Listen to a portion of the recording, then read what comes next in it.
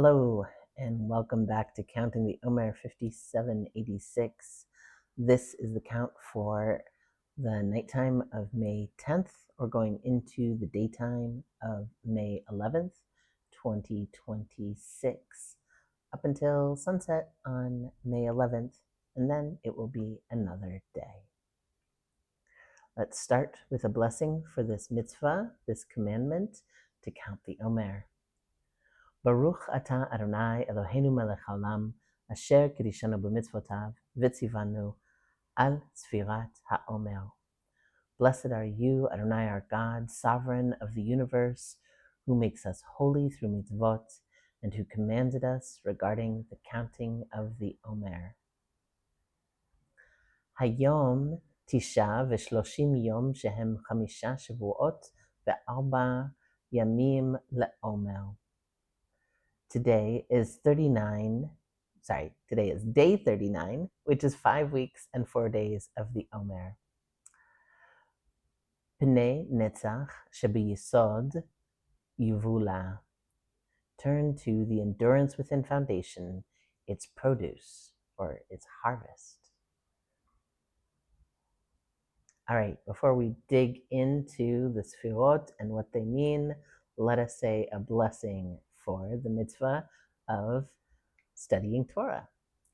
Baruch atah Adonai Eloheinu melech haolam, asher kidishanu b'mitzvotav, v'tzivanu le'asok b'divrei Torah.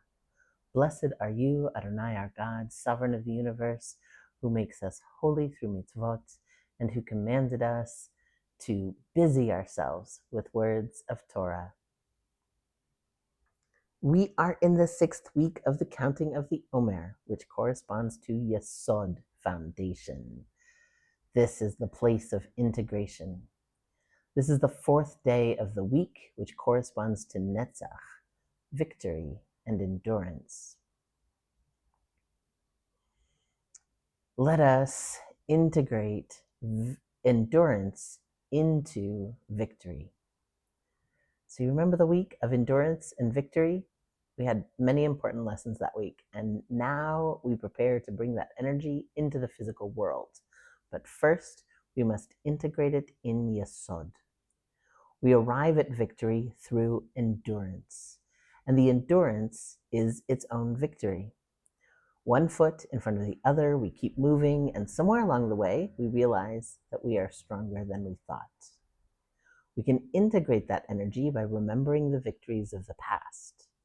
Think of a time that you overcame a major obstacle to achieve a goal. Think about everything that you went through along the way, and remember that you have that in you. Now, I want to take a moment to not just be all fluffy bunny and yay, everything is great, victory, rah, rah, rah. You know the old adage, whatever doesn't kill you makes you stronger. We know that that's not 100% true. Some things don't kill us, but they leave us broken and less able than before. That's a hard reality that we need to be honest about. Only after we've been honest about the injuries we've sustained and the toll that traumatic experiences have had on us can we do the work of healing. That work of healing is its own work of endurance, and it's part of the integration of endurance. Sometimes healing looks like returning to something that seems a lot like your previous baseline, and sometimes healing looks like learning how to live with a new set of strengths and weaknesses that are very different from the ones you had before. Let's face it, you are never exactly the same after the journey of healing, no matter how it ends. Here's where you make choices. In all of this, you get to make some choices about what the integration of your journey looks like. You choose where to focus your attention, and you choose how to frame all of the challenges you face in life. The only time that you don't choose is when you're unaware that you have the opportunity to choose. Then you're just functioning on autopilot. Sometimes you will find that a different focus and different framings will be needed at different steps in your integration journey. Let's think about some of the steps that you might take along the way toward integration. This is a good way to think about the trauma of past challenges that you faced, uh, and to look at how you're going to process them and move forward. So this is not a complete list. These are just a few ideas, a few thoughts. One of the places that you might go to is denial that you actually survived. This can often be depression after you've gotten through the hard parts and now you feel safe. But you also feel like you aren't the same as you were before. And is that really survival? Can you keep going forward? Sometimes you sit in that place for a while. And one of the most important things in my experience when you find yourself in that place is to simply acknowledge that you're there and overcome the denial and remind yourself that yes, you have in fact survived. You may experience anger about the pain that you experienced along the way. You might question, was all of that necessary? Why did this thing happen to me? Why was it so hard for me when other people make it look so easy? Sometimes there are certain challenges that definitely, when you're trying to compare yourself to other people, you think that they've gotten through this thing so much better than you did. You might also ask, why did I make this choice or that choice along the way? And you may get angry at yourself for those choices in that process. You may become frustrated with where you are now. Sure, maybe you got through the challenge that you were facing, but you might ask yourself, was it worth it? Is this the victory that I was looking for? You might ask yourself how you're going to live with physical, mental, or moral injuries that you collected along the way of whatever challenge you were going through. But eventually, the goal is to work towards a new wholeness.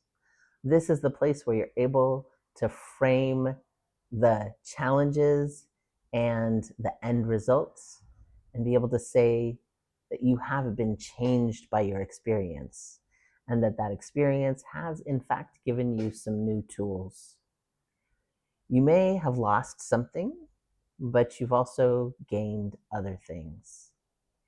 You know that you did survive for real. You're here. And you know that you can survive again.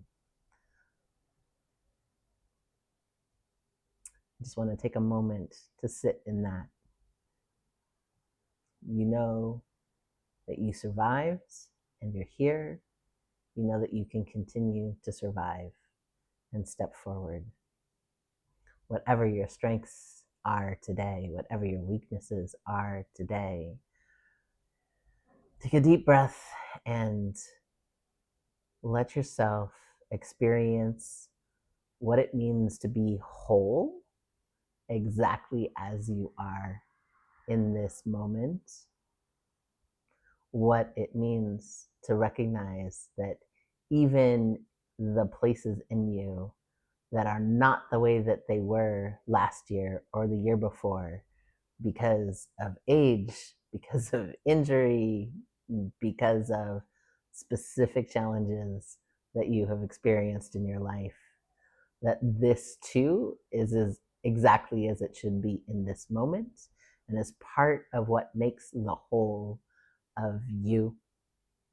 And you absolutely are valuable right now as you are moving forward. And if you can integrate that,